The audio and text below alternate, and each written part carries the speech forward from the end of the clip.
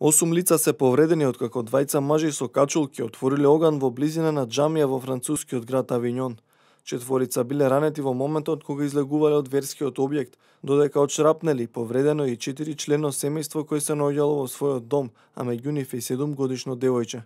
Полицијата соопшти дека инцидентот не го третира како терористички напад и се верува дека верниците не биле примарна цел.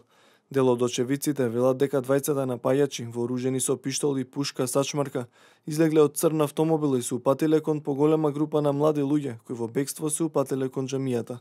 Имаше околу 30 млади луѓе. Тие почнаа да бегаат, а две вооружени лица почнаа да ги бркаат. Првата реакција им беше да се упатат кон џамијата, но во тој момент заврши молитвата и кога верниците излегоа беа застрелани. Властите веруваат дека можна причина за инцидентот е расправија меѓу две групи, која ескалирала во вооружена пресметка, а локацијата најверојатно била случајна. Случајот го преземал одделот за криминал. Во Франција останува зголемено нивото на безбедност по серијата терористички напади во последните 2,5 години.